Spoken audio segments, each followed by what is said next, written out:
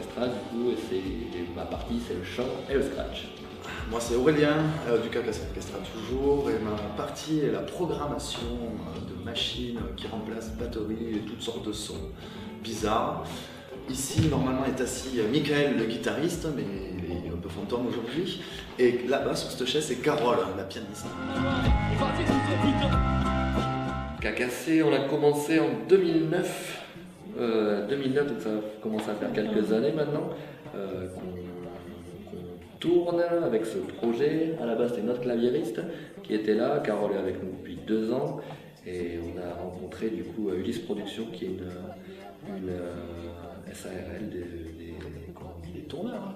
Notre maison d'artistes, tout simplement. Notre maison d'artistes qui nous trouve les dates, qui nous manage et qui ont fait du développement avec nous depuis 2009. Moi j'ai commencé à 21 ans, j'avais 33. Pareil toi? À peu près, ouais. À peu près. Pas énorme. Ouais, une petite dizaine d'années. Ça a vraiment commencé pour ma part, pour toi aussi je pense. Ah ouais. On a commencé à faire de la musique avec le groupe quasiment. C'est-à-dire qu'avant on était en colocation et avant qu'on décide d'essayer de tourner, qu'on nous aide à essayer de jouer nos morceaux ailleurs que dans notre chambre, justement on jouait dans notre chambre et on a commencé à faire de la zik comme ça quoi. En étant en colocation, on a décidé d'apprendre des machines, un ordi. J'ai ramené des platines. Michael lui a fait un cursus un peu plus.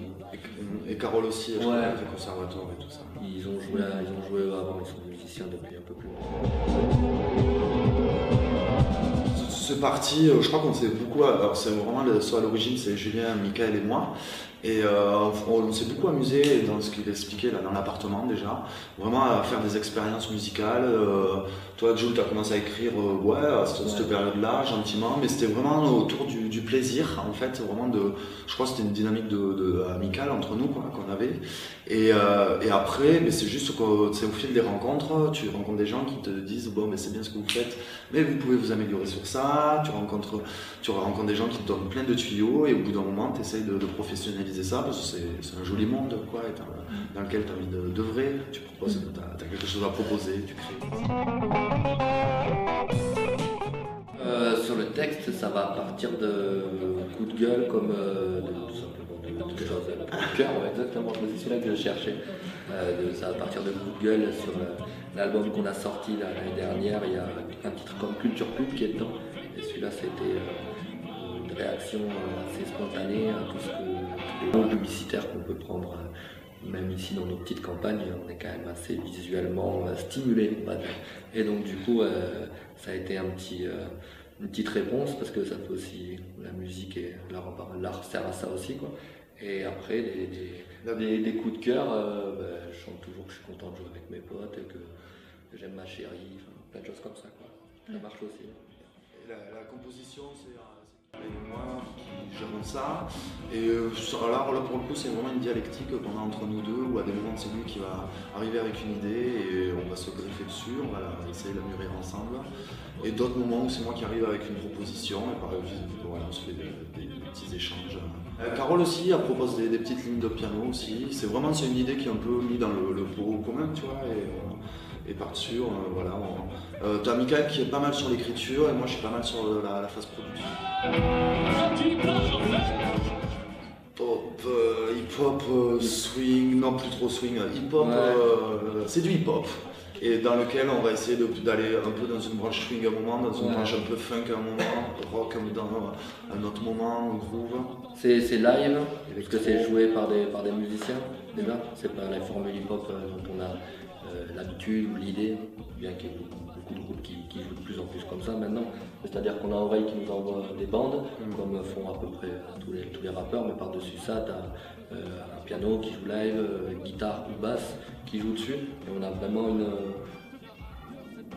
dialectique commune. On essaye tout le temps de parler, de dialoguer, donc ça reste hip-hop, ça reste festif sur le côté rencontre et partage avec les gens en fait.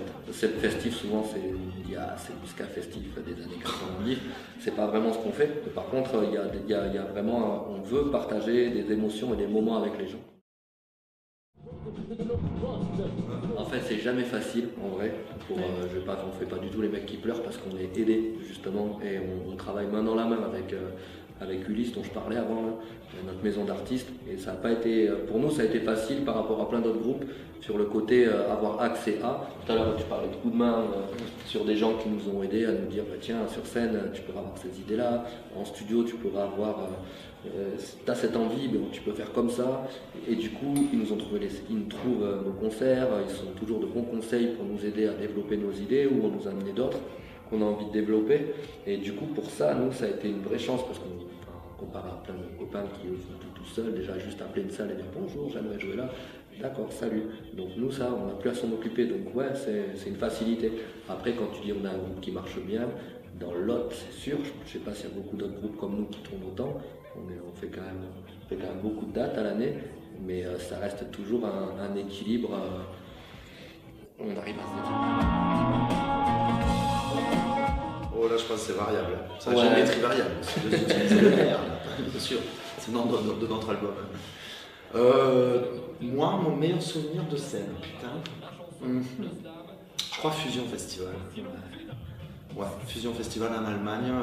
On ouvrait le festival. C'est un festival assez roots, mais assez balèze quand même. Et c'était le début de soirée, vers 18h30. C'était vraiment le tout premier groupe. Et bah, je me rappelle que ça m'a fait quelque chose. Mais c'est compliqué, il y en a plein d'autres. Mais bon, là, c'est celui-là. Moi, j'en ai deux. C'était Beauvais, là où on jouait sous l'espèce de, pas de chapiteau, mais il y avait ou Amiens, un truc comme ça là. C'était par là-haut quoi. Et en gros on a joué Saint-Étienne de. Ouais, on remplaçait, comment il s'appelle on remplace un mec, on va dire Jean-Marie Bigard, c'est pas vrai mais ça pourrait être ça. Je me rappelle plus du nom. On s'est retrouvé à jouer là à la place de ce monsieur en gratuit, donc avec plein de monde qui n'était pas là pour nous, ça c'est sûr. On a fini avec les gens sur scène qui étaient avec nous jusqu'au moment où il y a une dame qui est venue me choper par le cou comme ça, bien solide, et qui m'a fait un petit bisou et qui m'a dit là waouh super, quand tu fais une copine qui est super cool, va-t'en. Mais parce que c'était un peu intrusif quand même. C'est cool de partager, mais là c'était quand même assez intrusif. Et après elle me dit c'est un des moments de la semaine qui m'a permis de déconnecter. Merci à vous. Et du coup à partir de là, ça c'était un super. C'est les vrais souvenirs de live, tu vois, quand j'étais avec les gens, ça c'était. Après je dis ouais, t'as le droit de me tenir comme ça. Encore une Mais tu sens que c'est. Et en Colombie, on a pas mal bougé avec ce projet. Grâce à ce projet, on a fini à jouer dans un. Les mecs pensaient qu'on était des superstars, qu'on était Daft Punk, on jouait dans un truc avec notre nom en gros, dans un super parc pour 2000 personnes. Il y avait 50 personnes. C'est normal, hein, tu vois, qu'à casser en Colombie, on remplit pas les stades encore.